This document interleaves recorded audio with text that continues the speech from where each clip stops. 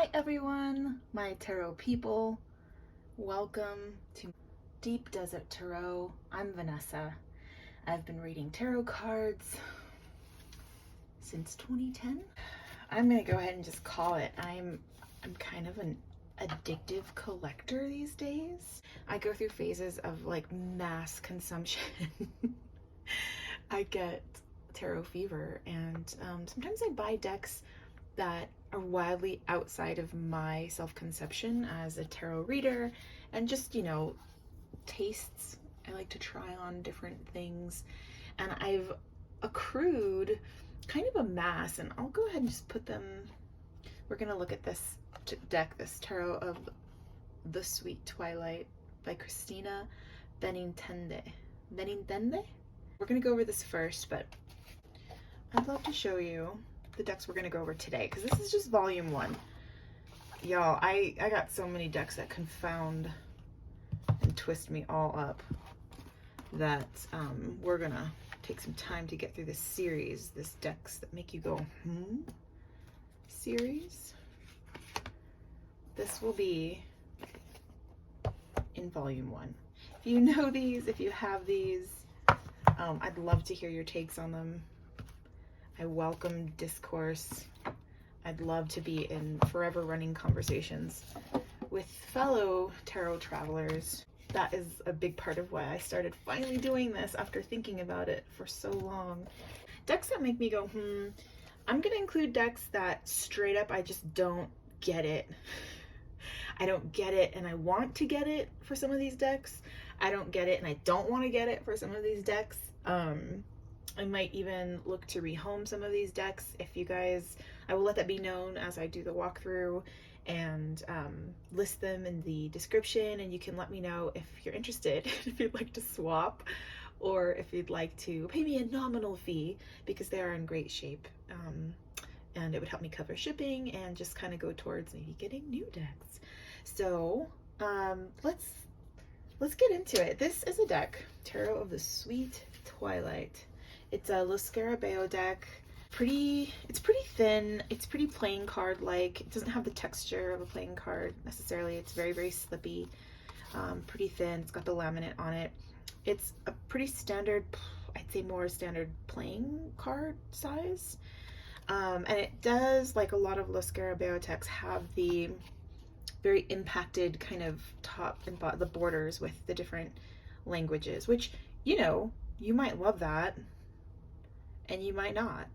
My mind gets cluttered really easily, and the many words around the border can kind of take me out sometimes of my reading. I haven't used this deck to read for anyone yet, and I believe it's still in order. Looks like it is. Yes, I think I looked through it once or twice and I just thought, I am gonna get to that later. I can't handle that right now. And I think sometimes the times in our lives, like the eras in our lives that these decks come to us, have a lot to do with our readiness and ability to go there with them and to really sink in and let them sink in.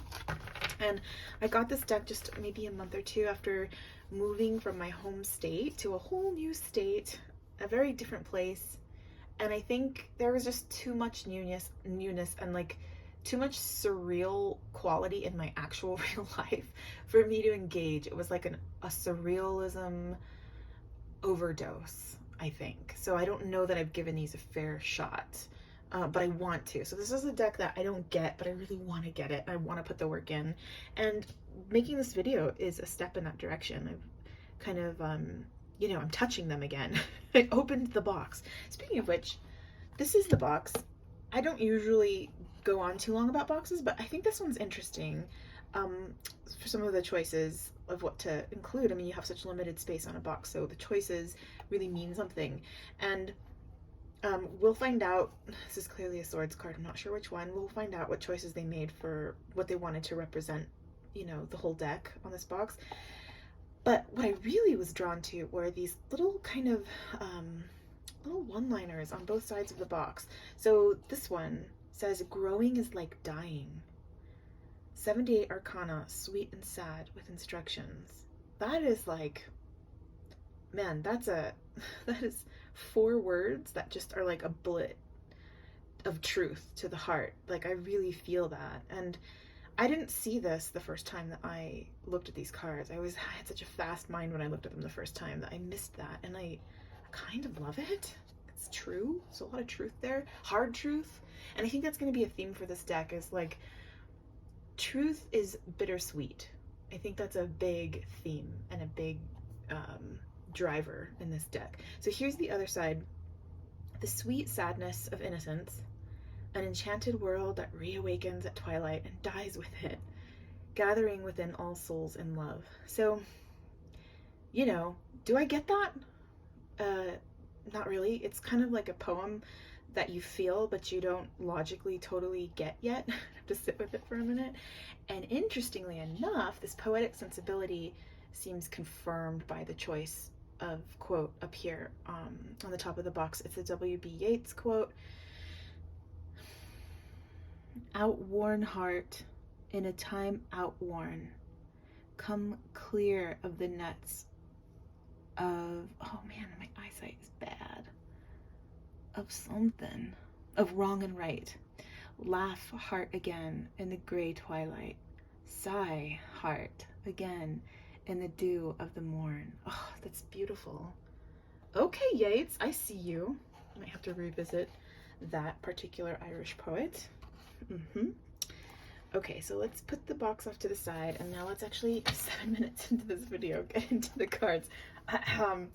Okay, so here we have our Fool. I mean, he's a marionette. He's strung up.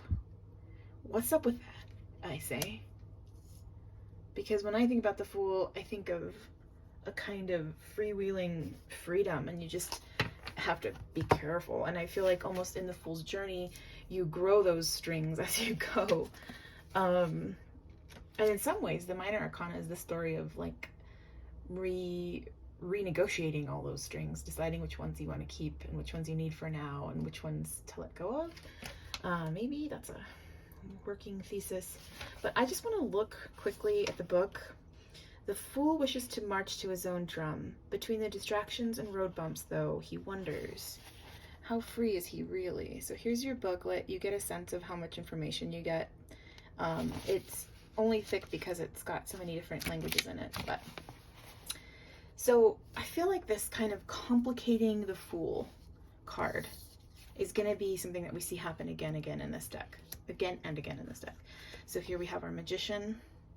And I did read the Magician description, and she asks the question, like, or she states the Magician has everything that he needs to, you know, affect change and potentiate, like activate potential, but he wonders, can he do it? So again, she's kind of disrupting the norm. She's just like rocking that boat with these. And you're gonna love that or not, right? I kind of love it. There's room for this in my collection for sure. Here's the High Priestess. I love her like zoned out cat.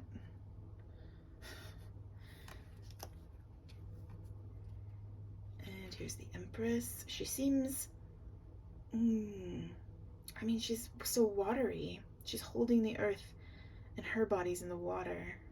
There's something primordial about that. And yet she's so stylized. This is really interesting for the Emperor. Again, we have that duality. We're always riding the line in this deck. And I think, I mean, it's called Tarot of the Sweet Twilight. It's all about liminality, right? And she writes a little bit in the intro about this deck kind of living spaces between spaces and the times between time. This deck is actually really gorgeous. I don't think I appreciated this the first time I saw it. I think I was really hung up on like, why is the female presenting figure, why is she naked and he has pants on? I was like, that's just not fair. I've had enough of that. So maybe I got in my own way with that one, but it is beautiful.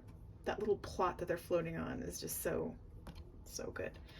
Okay, here we have the Chariot, which, I mean, feels really sinister to me. And again, this is one that I read the description, and look at this dude here. This dude is here, but it's this guy. Who's in charge here, I guess, is my question. And that question is really well reflected in the write-up for the card too. It's like she talks about the kind of tenuous balance and agreements that go into moving forward, and all these forces that are being juggled, and who's in control, and what if a string gets cut, and that is just such a different take on the Chariot for me that it makes me go, I like it though. I'm here for it. Here's Justice. I see a music note here, and oh yeah, here's this what is that? Not a treble clef. I don't remember. Music. What? Tell me if you knew music was. Is there an association that I'm missing? Music with the Justice card? I don't know. I mean, she took so many liberties in making this deck. Here's the Hermit. I actually love it, and as I go through it, I'm like, oh, I can't wait to get into it with this. I can't wait to go swimming in these waters. Look at this, like, origami Yoda looking, like an emerald origami Yoda. And her taking her mask off. Ugh, so good. The Hanged Man. What? Please help me with that one. I might take a look because I can't help myself. The Hangman tries to possess beauty and truth. Only after he is himself transformed does he know that you cannot possess truth and beauty. You must become them. Transformation rather than like compartmentalization, right? Like being what you're learning instead of trying to own it by knowing it. That's really beautiful, actually. Okay, this deck is a keeper. I'm finally ready. I'm finally ready for you. Sweet Twilight, let's do it. Here's the Death card, gorgeous. You've got this kind of, the skeletal psychopomp walking her across the plains into the next realm. Here is our Temperance card. She looks really, really adolescent, which is interesting. The Devil. The Devil looks like he's planning. And the lunar and solar aspect representation is interesting here too. And you don't see anyone attached to him. He's more like a singular figure than I'm used to. So it'll be fun to look into that too, but I can't make this video 2 hours long. I just can't do it. Okay, the Tower. Interesting that she's perched on this safe branch while the tower burns and the sun looks like it's rising. Interesting. Interesting. Beautiful and interesting. The Star. Oh my goodness. Okay.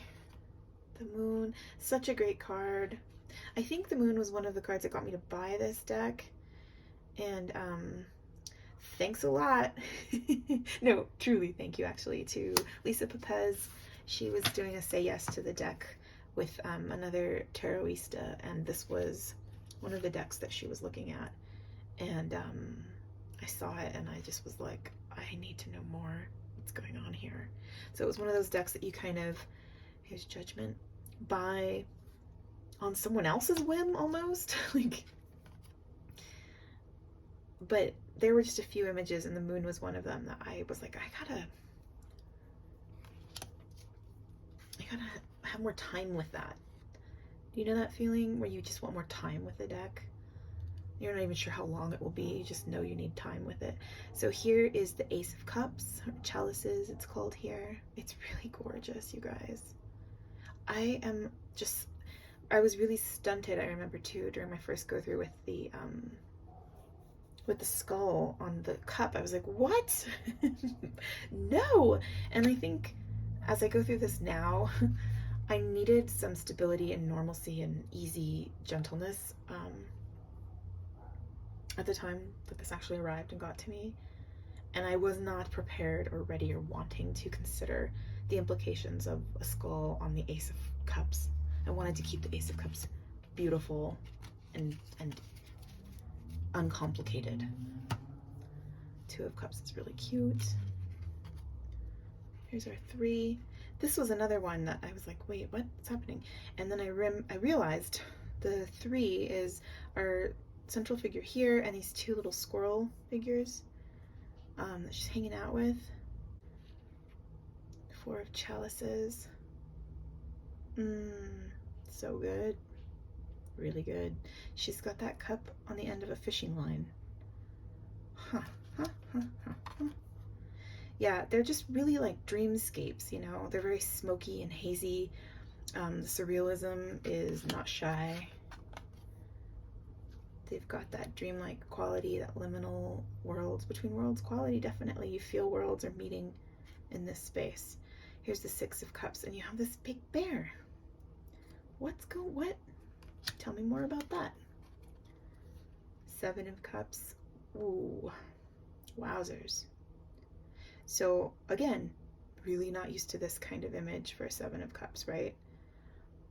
You're just used to the shadowy figure, looking at all the options, all the cups having different things in them, which one to choose. This stops you right in your tracks and makes me go, 8 of Cups.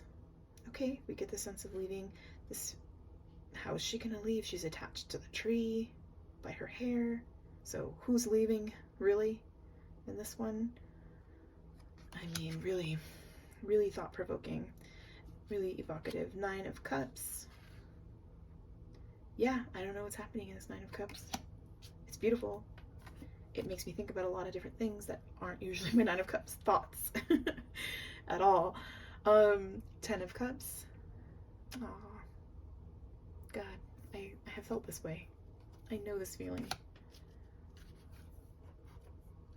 We've got our Knave of Chalices, so this is going to be our Page of Cups. Knight of Cups. Oh, interesting. He's not even on the horse, y'all. What? And the landscape is pouring out from a cup that's issued from the sky. So, like, you know, gonna take some thought. Queen of Cups. Oh, I love this one too. This was another one that got me to buy the deck. We see the reflection of her back over here in this mirror. And that, I'm like, what? I want to know more.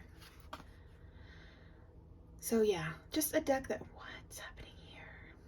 What's up with your ear, bruv? I love the scarves in this too. And he's very, very bookish, and he's a Cups card.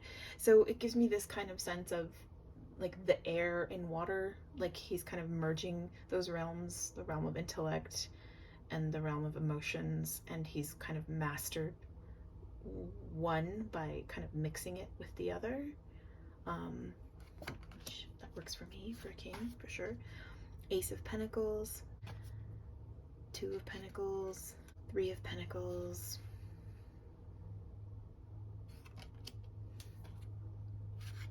4 of Pentacles, 5 of Pentacles. I remember thinking this one was a little bit Bratz doll for me. 6 of Pentacles. Here we have, it's almost like they're on their way to this festival, and then 6 of Pentacles, they've made it there. 7 of Pentacles. I don't know what's going on here. You've got these jack-in-the-boxes popping out. 8 of Pentacles. That here, I'm not really sure what I'm seeing here. So this is another puzzler.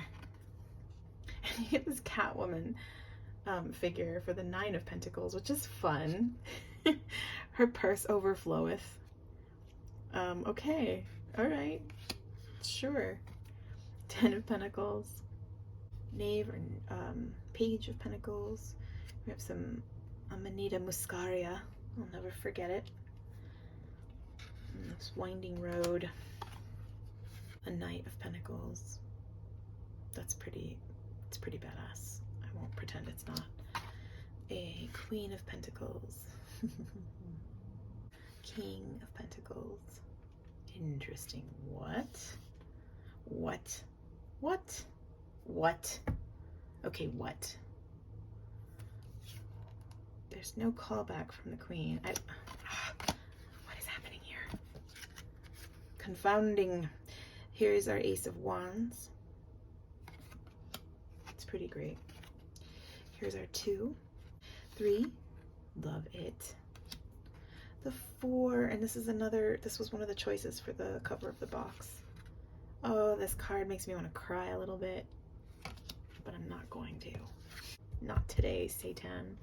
Here's a 5 of Wands. Here's a 6. That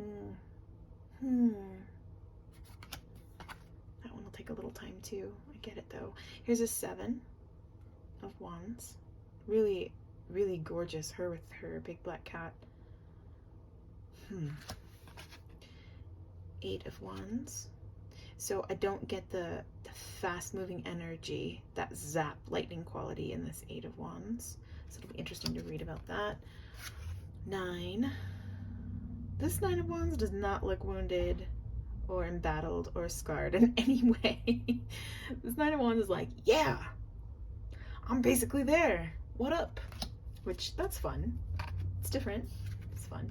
10 of Wands. Oh man. Ooh, wow. I can't wait to read about this one. So I feel myself already shifting into a like frustration from my confusion to an excitement about it. So that's pretty great. Here's our page of Wands, our Knight, very valiant, and also like heroic, like savior type figure. A Queen, King. Oh shit. King is always hanging out with 2 other ladies who's not the queen. Who ain't the queen in this deck. I can't wait to read about this. An Ace of Swords, pretty badass if you ask me. 2 of Swords, yes. 3 of Swords, okay. This might be a great relationship deck. I'm having this kind of insight right now. 4 of Swords, taking that rest, girl. 5 of Swords. Oh, this is really interesting. Please pardon the noise that you might be hearing in the background. The dog might start barking any second now. He's just protecting me. 6 of Swords. Interesting. Ooh, wow.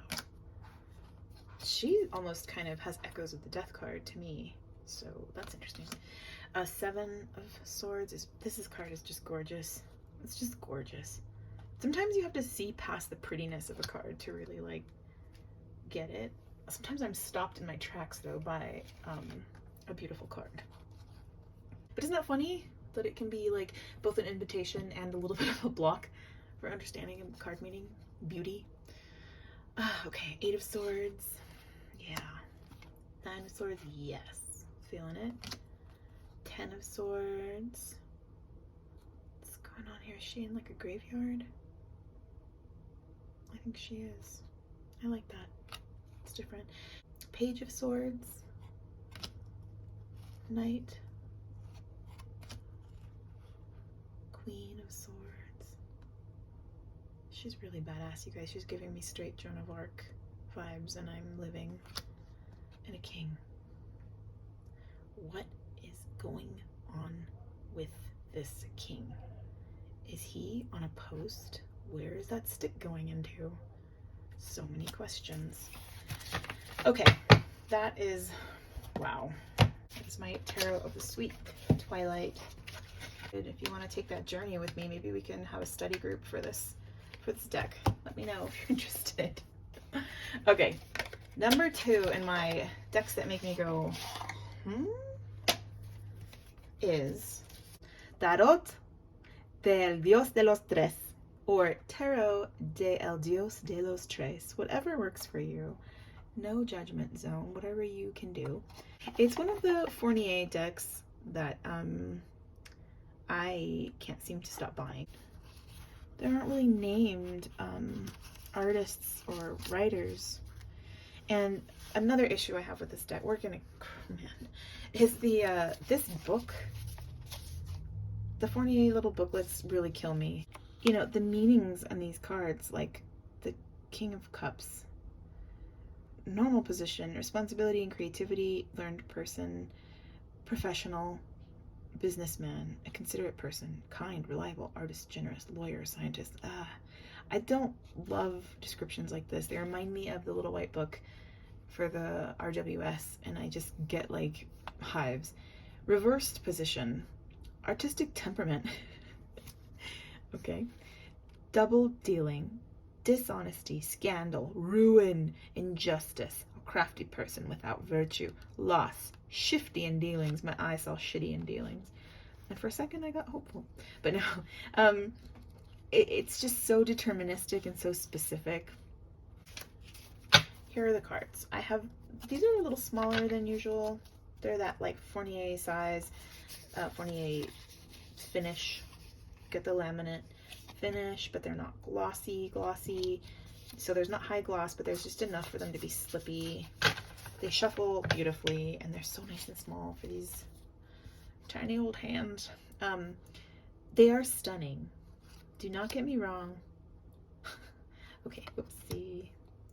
Can't leave that on YouTube for too long. And sometimes it's really hard to know when I'm in the reverse. I know by the writing that I'm in the reverse. And you've got the Spanish on top and the English on the bottom.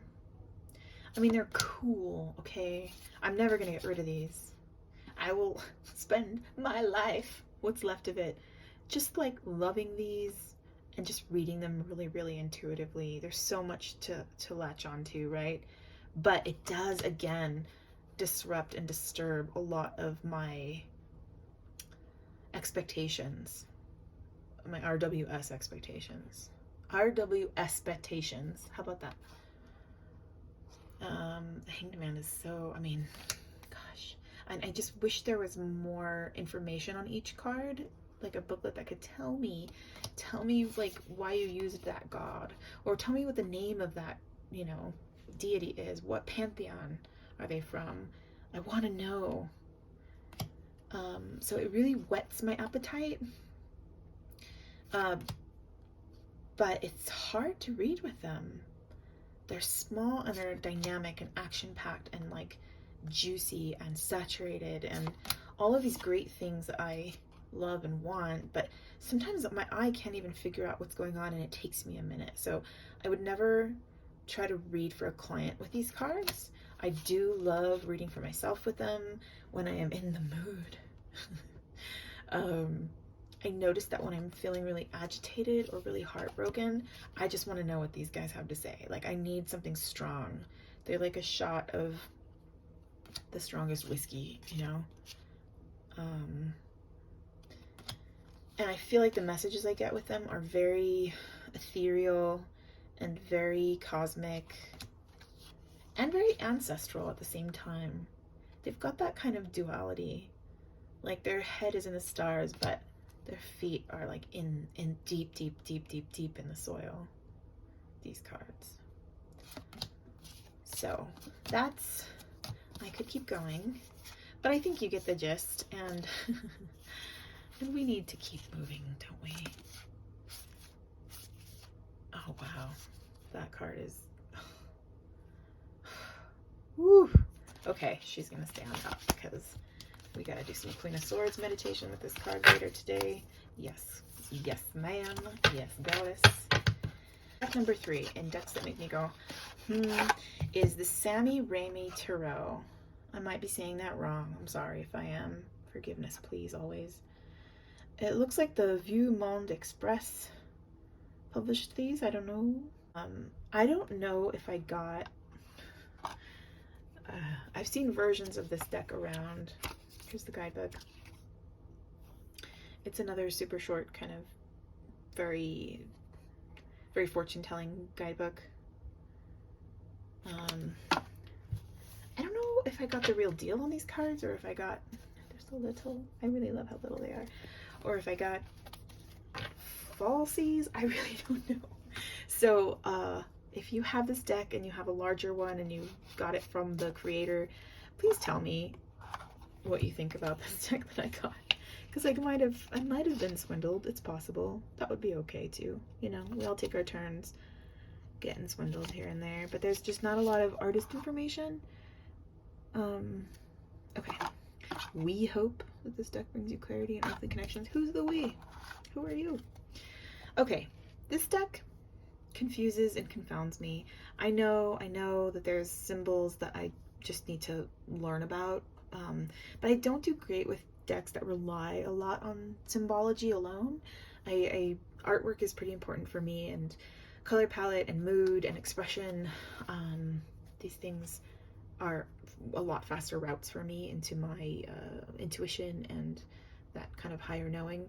Like, I know this glyph up here, this is probably Hebrew letter or number, Hebrew letter. Excuse me, my ignorance is showing. I'm sorry. I am not a ceremonial magician, and I don't have an extensive knowledge of like Western esoteric symbols using Hebrew letters. So that can make me feel a little shut out from this sometimes. Your pips are just straight up what look to me like balloon numbers, which is kind of fun, actually. I've discovered a love for pips in the last year or two that I didn't know I had, but you've got your astrological information here. I think this is another Hebrew letter that I don't know. I'm not sure what this is.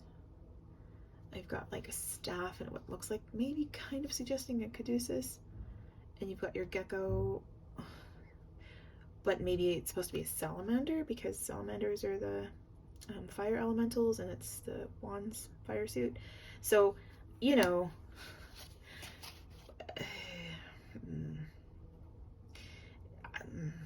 yes, this deck makes me go, I don't find myself reaching for it.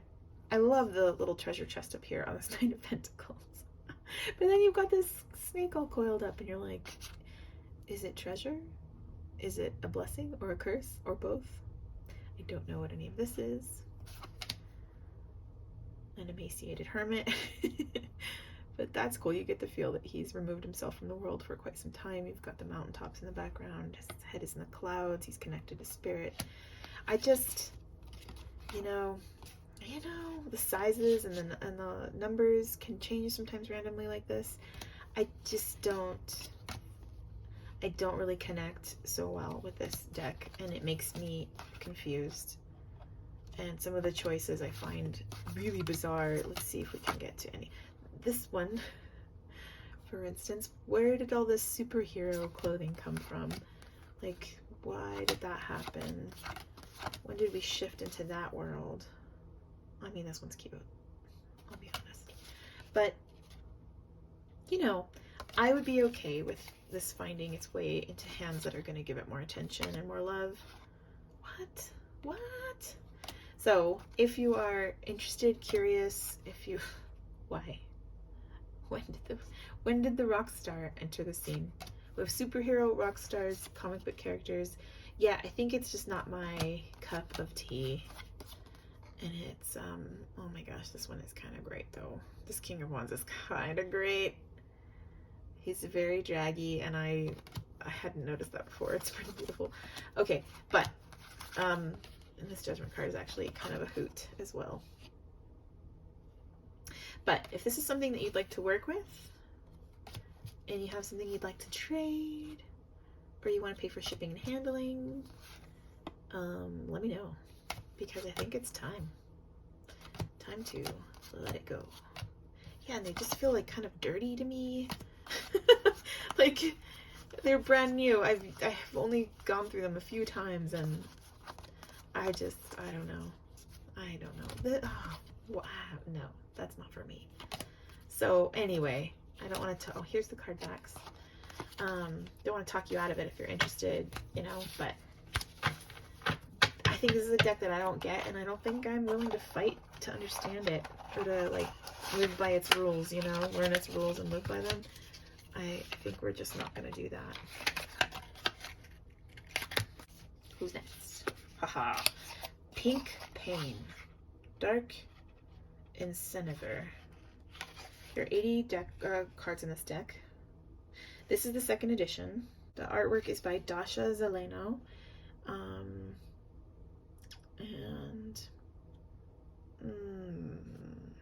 Pink, such a bright, tempting color, but somewhere deep inside it, the pain hides, you know. Such an enjoyable pain, which just comes and pours a pink, sticky substance. Like, what? It weakens your senses, so you give up to struggle with this slush and suddenly immerse yourself in a dangerous mire of blurred illusions. Now, I'm going to tell you the truth. I bought this on a wild, fast, thoughtless whim because I really wanted the 3rd edition of the Moon Void Tarot by Stephanie Caponi, I think is her last name. God, I've been wanting that deck. I missed it, and it's out of print, and I can't find it anywhere, and I was like, I just jones for it. I look at it online sometimes, and this was pink. And as you know, maybe the 3rd edition of Stephanie's deck, Moon Void, is pink and black, and pink and black is my favorite color combination of all time. Since I was a child, I have been obsessed with it, and I saw this was pink and I just bought it because I just needed something. Apparently I thought I needed something, and it came. I kind of even forgot I bought it. I was like in a fugue state, you guys. You can see that the cardstock is very thin and papery. It is see-through. There's light behind it. We've got a window in front of us right now, and you can see the card backs shining through. It's kind of cool sometimes. Like this pink, this High Priestess, I'm still stuck on pink. She's cool. She's really cool. Sure, yeah, okay, all right. Knight of Knives. She's just staring at you with this bloody knife. Not a fan of that. The Empress. Smoking a cigarette. I mean, I knew, I saw the pictures. I don't know. It's fine. Cigarettes are fine. Whatever. But, like, this is not what I want in my Empress. You know? Like, attitude and the cloakedness and the body language is so closed. Like, that's a really harsh mistress right there. And then this whole deck has harsh mistress vibes. And that does not help me. It doesn't feel good to me. So it's a cool deck. The artwork is very cool. It's got a really tight internal structure. It sticks to its own rules, but I don't like those rules, you know? This Nine of Knives is a bummer. And then they renamed the suit. So the 6 of Cigarettes, I believe cigarettes are wands, which I'm like, oh God, do I want a whole suit of cigarettes? No. The Emperor looks pretty like cool and impassive and kind of judgy, which I guess that works for an Emperor. But I'd love to see options for cards, right? Like these are very, very clear of cigarettes. I mean, cigarettes stubbed out in roses with thorns. It's not pretending to be anything but what it is. And I mean, it's cool. It looks cool. The aesthetic is great. The color palette is some of my favorite. I love it. But the Star, everybody just being so young and thin and cool and kind of mean. It's just not, it's not what I look for in my decks.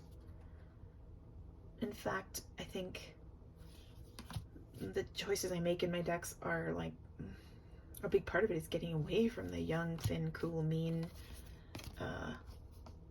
motif that we have going in this culture. Oh, bottles are cups. So 7 of bottles. Like, I don't get much from this. It's a netted bundle of bottles with some roses on top. Like, that doesn't spark my intuition or imagination. The Chariot, again, looks kind of mean and disturbed. The cats are mean. Their collars are spiked. Like, you get it. Strength is, this is a nice card. Okay. This grosses me out. I don't like liquids coming out of eyeballs. It's just not my thing. So, I mean, the Hierophant is a cool card. I think that's one of the cards that I really liked when I looked at the deck, and I just kind of click, click, click. It's too easy to buy things, you guys, online. It's very dangerous. So, this is, that, yuck. No. No. This deck, I am not judging anyone who can get down and like do some juicy shadow work or like explore darker themes with these. I say great, but I think they're just taking up space and I'm keeping them from fulfilling their purpose by having them. So if anybody is interested, this is brand new, never been used for a reading. I have shuffled through them, tried to kind of pull some cards for myself, but that's really all the extent of. Oh, the devil's really cute too, of course. You know, if you're interested, if you're like, hey, I want to give those a loving home, just let me know. We can talk about it.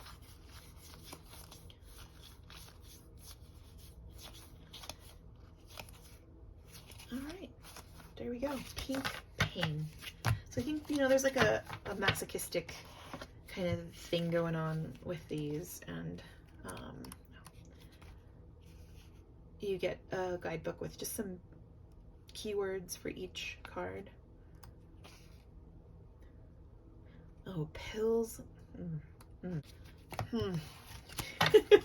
My like prudish and judgy, the internalized voice of my mother really comes out when I look at these cards.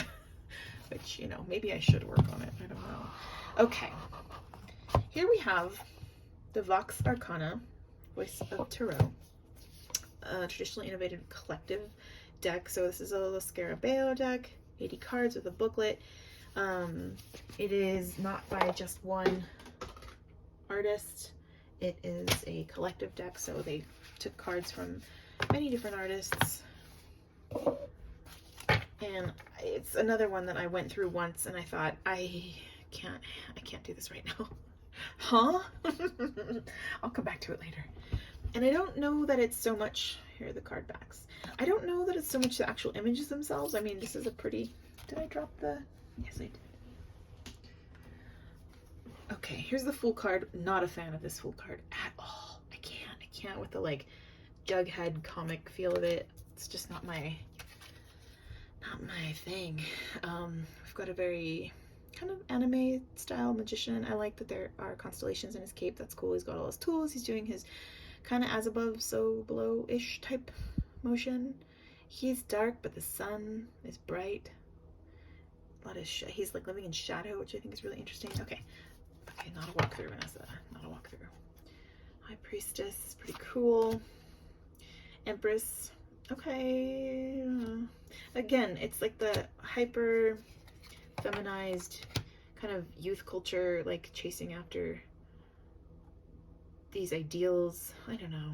The Emperor, like, I can't stand when our Empress is like, looks like she's 12 and our Emperor looks like he's 75. Like, I really, it just it bothers me. I'll be honest, it does. And, you know, this Hierophant card is actually pretty sick now that I look at it. But the Lovers,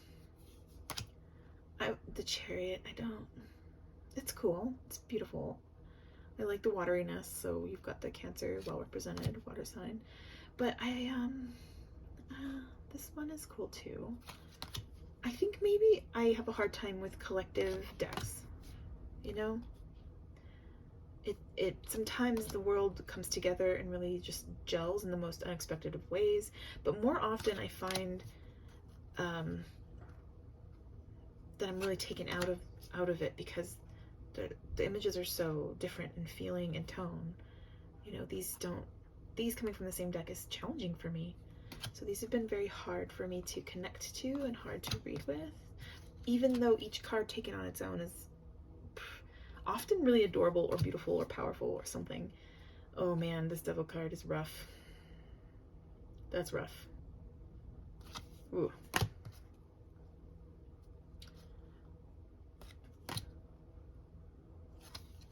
So, okay. I will not make this go on for too long, but I just, you know, this is really pretty. It's something that I'm gonna, this one cracks me up. It's great. If I was a drag king, I would do everything in my power to make this look happen. Anyway, here it is. You know, what are you gonna do? I don't know.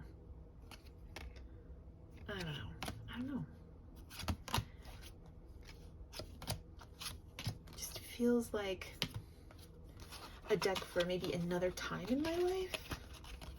Like, do you guys ever feel that way with decks? Like, some decks, oh, this really, ugh, I can't stand that Six of Pentacles card. It's just that, like, I can't do it.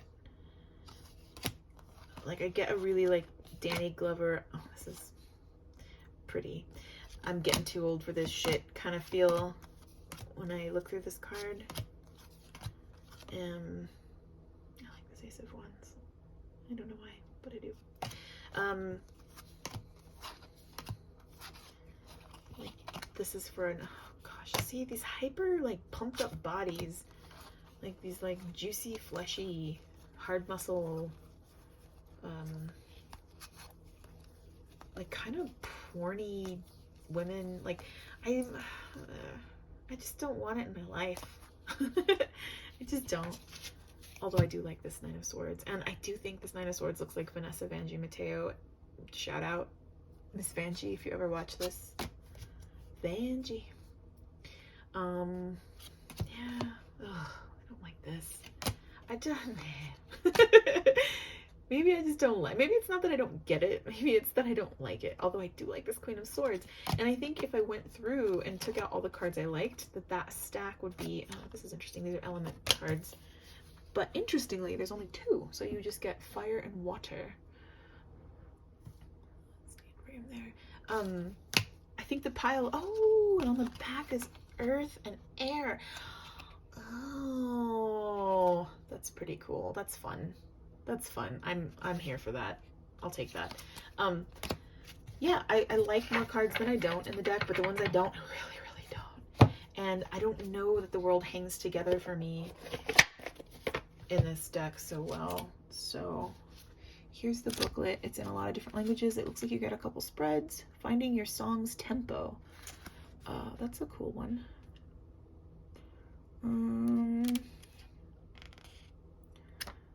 Maybe like Death is la muerte. Okay, cool. That's what I thought. I liked her a lot. Oh, I gotta keep the deck for her. I can't let la muerte go when she comes to me in any form. Maybe it's, I'd love to know the artists' names for each of these. If I'm wrong and it is one artist, text. So it's edited and there's text, but graphics by Chiara De Magistris. So maybe it is just by, okay, see, another point of and I know I should read more about these things, and I'm sure I did when I was deciding whether to buy it or not, but it's another one that I got on a whim. So I don't know what I'm doing is the moral of the story. Okay. All right, let's talk about this deck, shall we? This is the, oh god, this box is so good. The Tabula Mundi Tarot. I even love, like, that you can see that it was kind of like put together by hand. Like the little imperfections just make me really happy. So Tabula Mundi, I'm sure you've heard of this.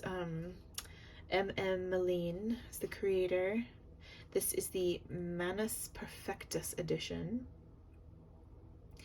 And it is a thoth. This fat ribbon is so delicious and scrumptious and it makes me happy.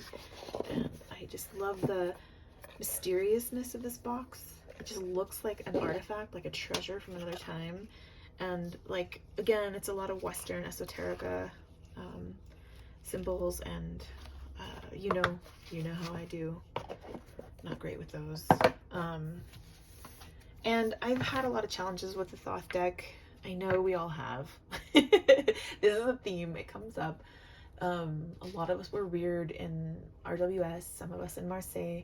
I have met even fewer people who started reading with Thoth cards. It was kind of always like, okay, I'm gonna start with RWS. It feels friendly to a lot of folks, and Thoth feels very locked away. It feels like, you know, those nesting dolls. And like you have to do a lot of work to get there. And I think part of that is the Western esoteric system. And really tying cards heavily to astrology is another situation that I know helps some people and is fun and interesting, but Does it really help you read cards? I don't know.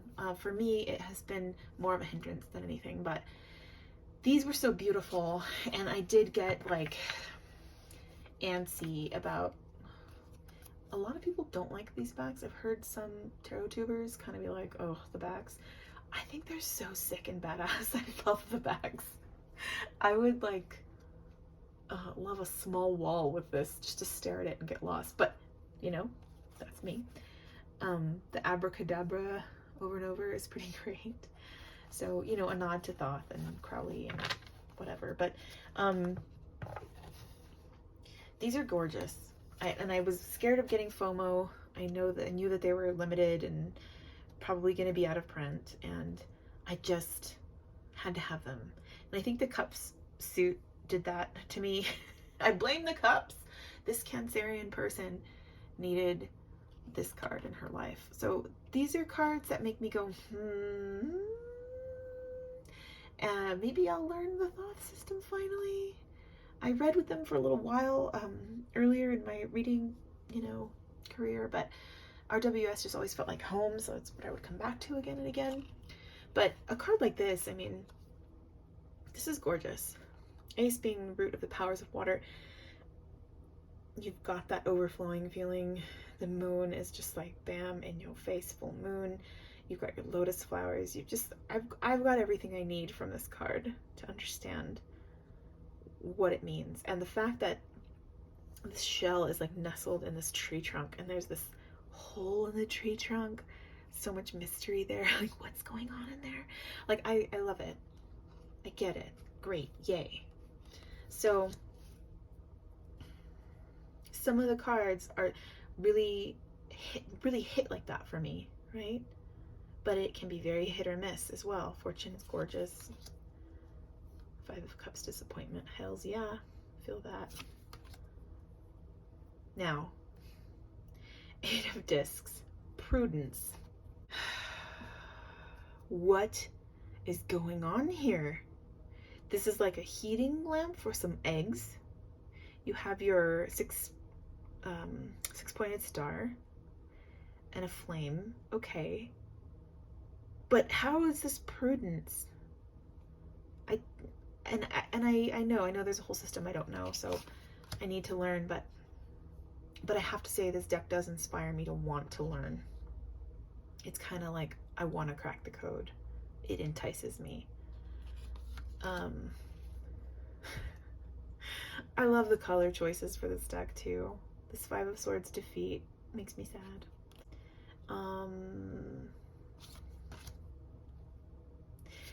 Just in some ways it feels like a deck that belongs to another time and to another version of myself that I like a lot, but is not really me. I know Lisa Pepez talks about that a lot. She talks about her idealized self, and I really understand what she means by that. And I have a little bit of that, a little bit of imposter syndrome with this deck.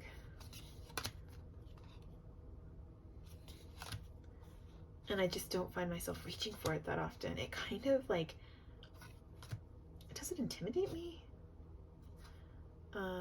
Maybe, kind of. Also, sometimes I just don't like it. I rebel against it.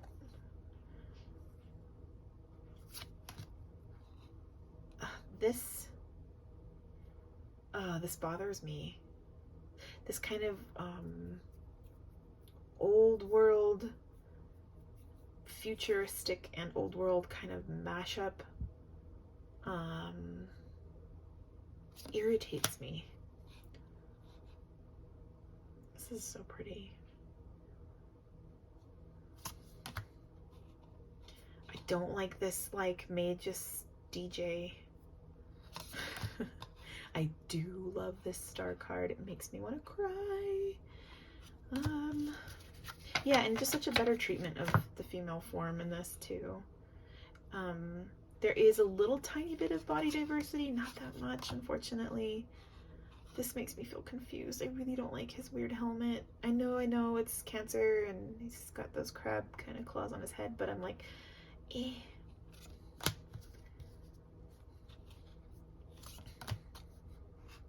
The Aeon is a card that I'll never understand it really. As much reading as I do, I'll never totally get it. I do have the Lon Milo Duquette book on Thoth, Queen of Cups, but again, it's like I'll follow it, but only for so long. It's like math, you know. I hit a point, and it's like my brain goes no further after this point. I really like this Emperor though. It's cool. All the Cups cards in this deck make me crazy. Beautiful Queen of Discs, Water of Earth. This Moon card is like almost everything that I want from a Moon card, and then this symbol comes up and I'm like, oh, okay. I could have lived without it, but you know, if I learn more, maybe I'll get down with the sickness. This Empress is really beautiful. Ten of Swords. Something about seeing an egg stabbed, much less stabbed by 10 swords, just makes me so sad. I mean, the real death of potential. Adjustment. Oh, she's so cute. So much whimsy in that card. The Lovers is really great too. So, you know, the Lust card is pretty great in this. Where is the card that makes me mad? This Queen of Wands is too much. My God, so good. Queen of Swords is pretty badass. Hierophant is terrifying, which, you know, that works. Love this. Okay, I'm doing a deck walkthrough again. I can't help it. I'm sorry. I'm sorry. Hopefully you have all the time in the world. I'm not a huge fan of the full card, but all right. This is the card. Oh, Haunter of Dreams. Like, really? Take it down just a notch, please. Or don't. Do what you want. Go ahead, rock me. Art. Someone explain the art card to me, please. I wanna understand.